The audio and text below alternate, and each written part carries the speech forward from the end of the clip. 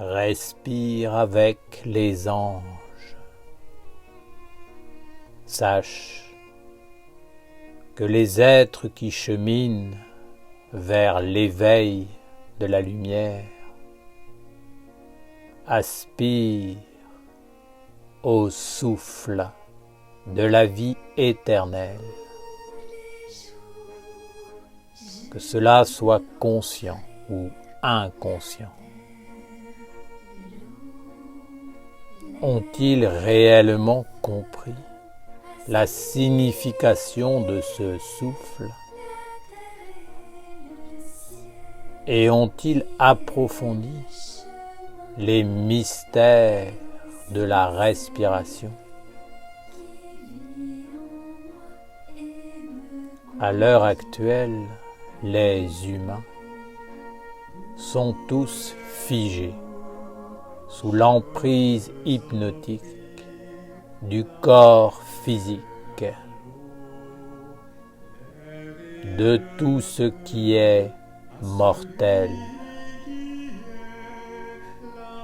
C'est une vérité pour tout ce qui concerne les activités de la femme, telles la pensée, les sentiments, la volonté, la créativité, l'action et bien sûr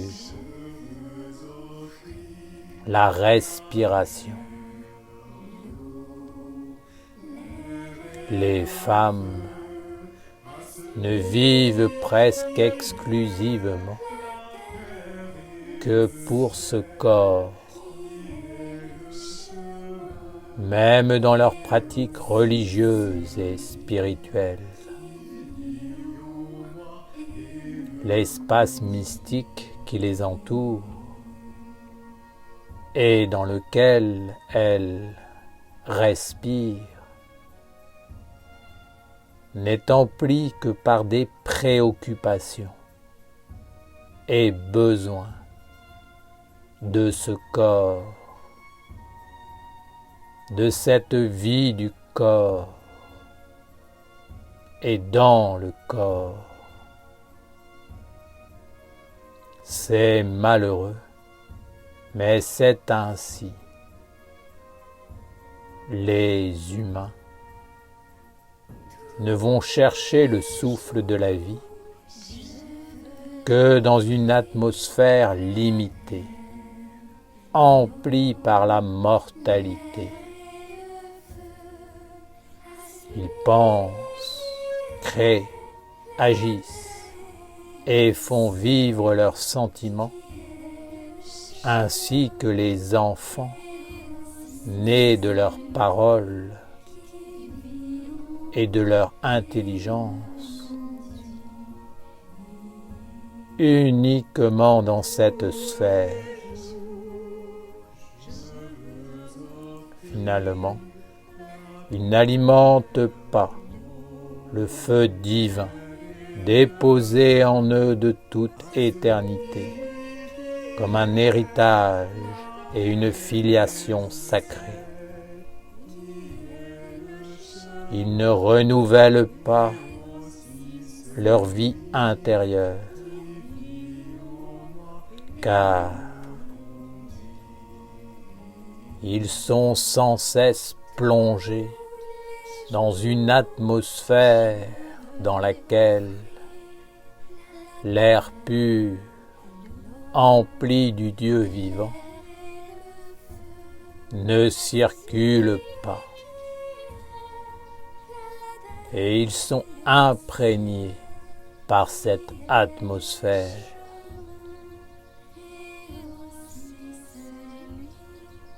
Comprends que l'air lui-même doit respirer pour vivre et porter la vie.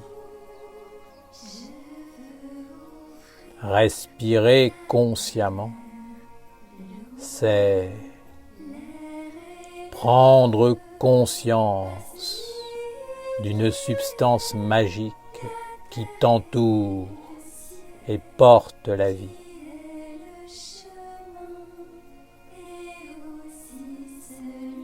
L'air n'est pas que l'air.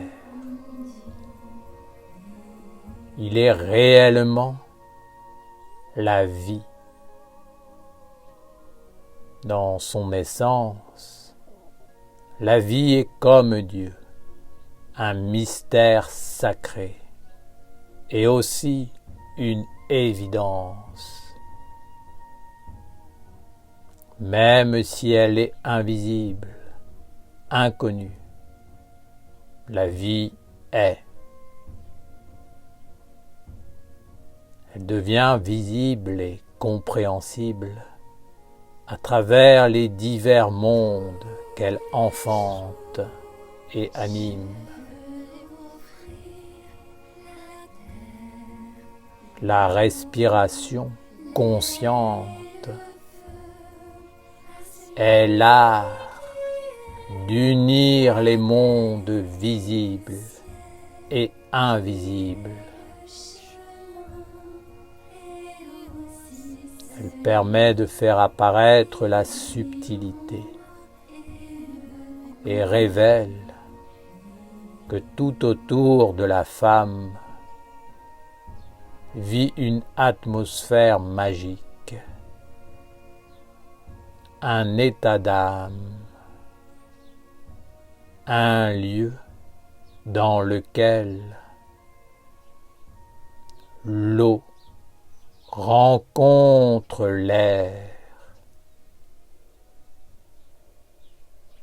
La femme, avec son corps physique, est la terre.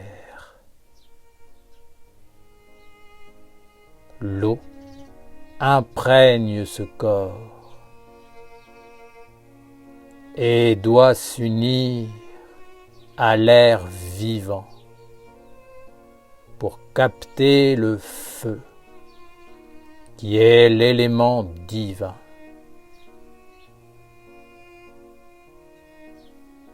L'atmosphère qui entoure la femme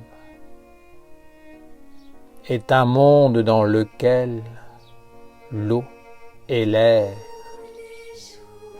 doivent s'unir au feu pour apporter la nourriture à la flamme de l'immortalité, cachée dans le corps mortel de la femme et de tous les êtres. C'est un secret des âges anciens que les femmes ont oublié. Le problème est que l'eau et l'air de leur atmosphère mystique sont pollués. Elles parviennent de moins en moins à respirer, non seulement pour capter le souffle de la vie supérieure, mais également pour renouveler et soutenir la vie de leur corps physique dans le royaume de la mort. Sache que le souffle est un langage.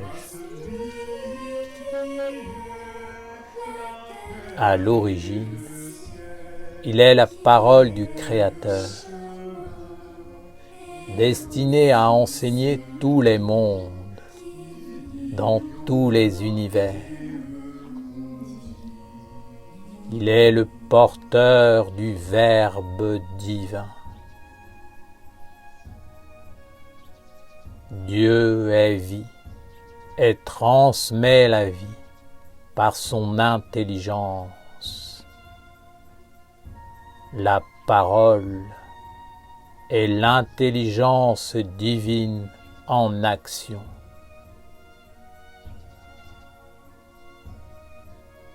Ceux qui n'acceptent pas l'enseignement de la lumière se déterminent à respirer dans le monde de la mort de ce qui est durci et confiné.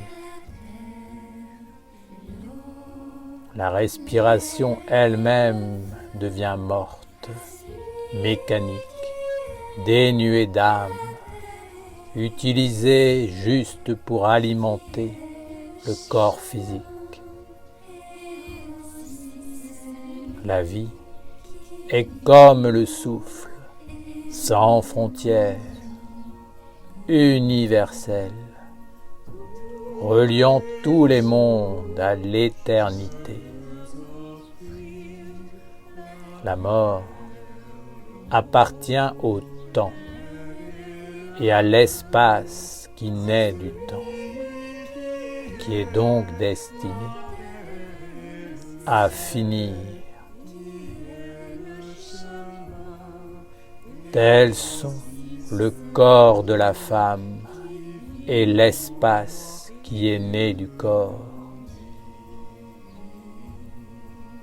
En s'efforçant de ne respirer que dans la limite de cet espace imprégné par la mortalité, la femme n'ira malheureusement pas très loin. Le souffle est le messager d'un langage qui parle à des mondes. Tu ne dois pas respirer de la même façon lorsque tu te trouves dans le monde des hommes, dans celui des anges ou dans celui des archanges. Tu dois apprendre à te servir de l'éther magique du souffle et de la respiration comme d'un moyen de vivifier et d'accompagner la pensée, l'imagination créatrice, la volonté, jusque dans la réalité des mondes dans lesquels tu te trouves et agis. La respiration te montre que tout autour de toi, il y a toujours un monde magique, parfois sombre, parfois lumineux. Dans ces mondes, des êtres vivent et pour eux, ta pensée, tes sentiments ou ton vouloir sont aussi réels et vivants qu'un arbre, un oiseau ou une voiture. Ils te comprennent et s'associent avec toi en fonction de ce que fait vivre ton souffle.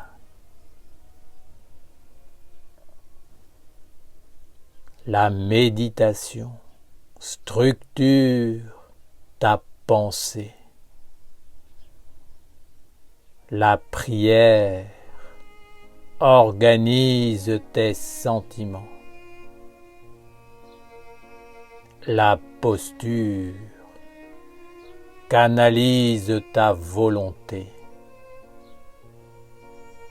Ta respiration offre une matière magique, un médiateur subtil entre les mondes. Alors, les êtres qui habitent ces mondes autour de toi peuvent non seulement comprendre ce que tu veux, mais également se poser sur des choses stables. Si tu ne connais pas ces lois, ce qui aurait dû te rendre riche causera ta perte et ta respiration deviendra un langage faux dans le monde magique qui conduira tous les êtres qu'elle imprégnera vers la lumière trompeuse du serpent tentateur. Ce serpent est celui qui vit souvent dans l'atmosphère mystique du monde des hommes.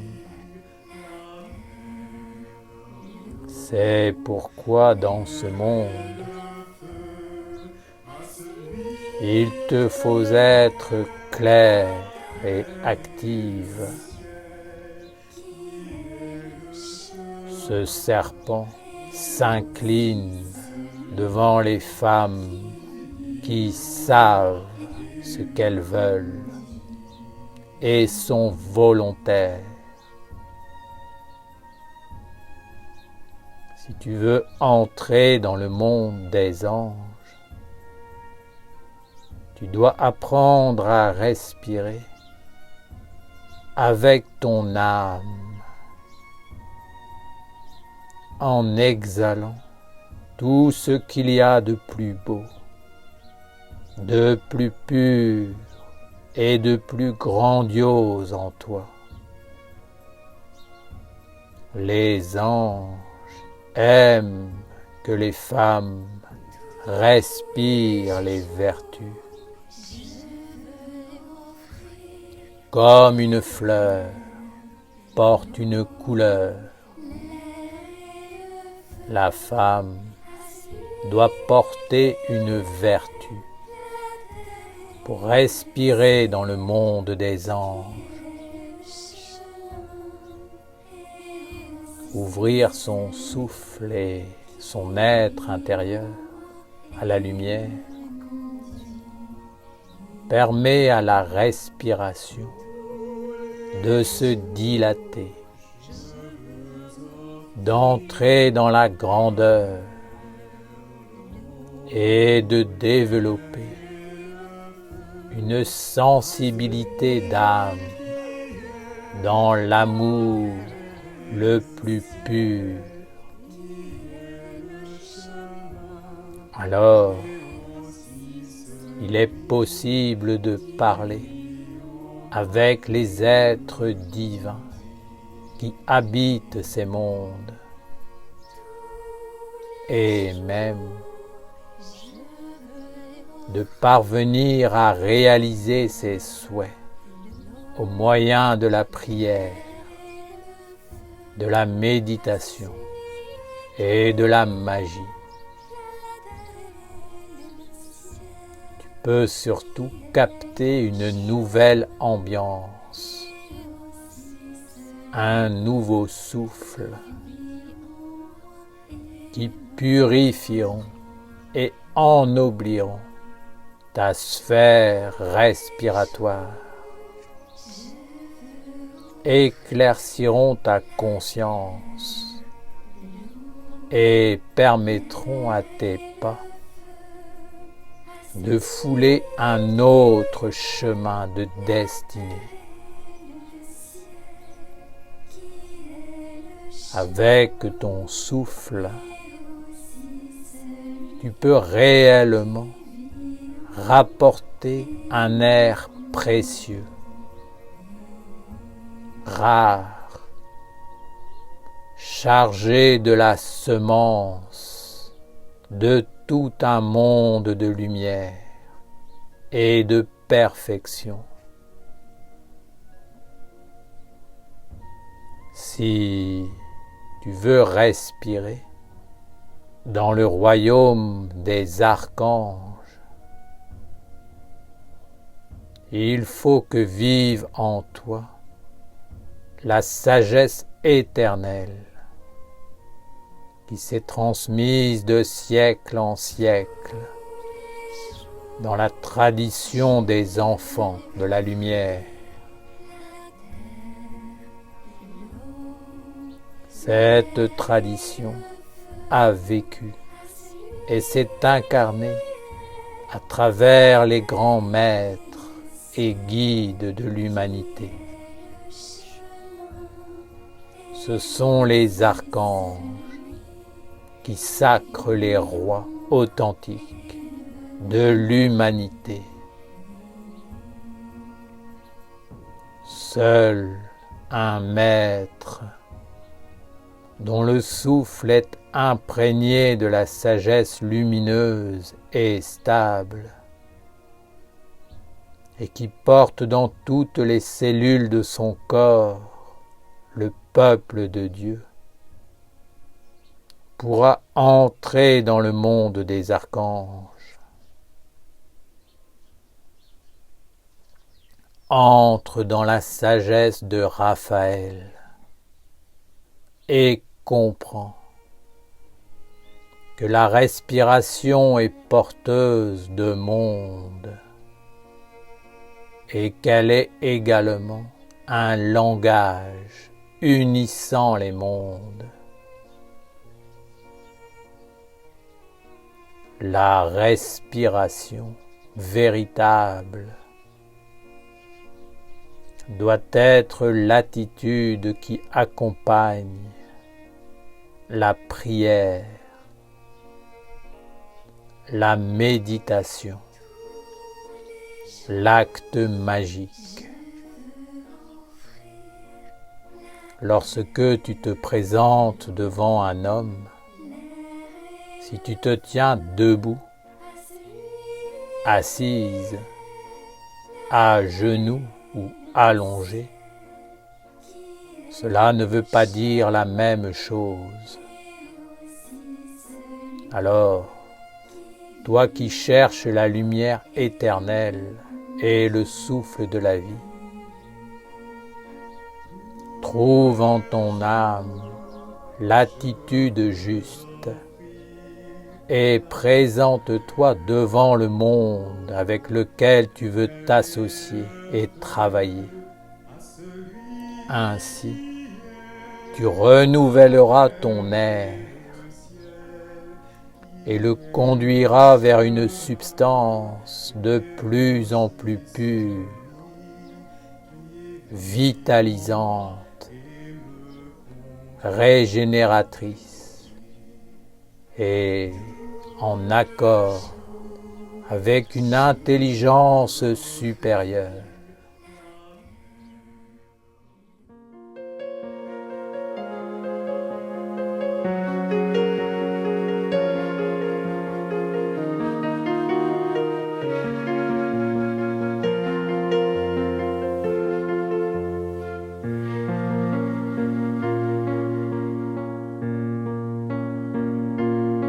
Soyez dans l'art de vivre avec douceur. Soyez dans l'art de vivre avec le cœur. Vivez la clarté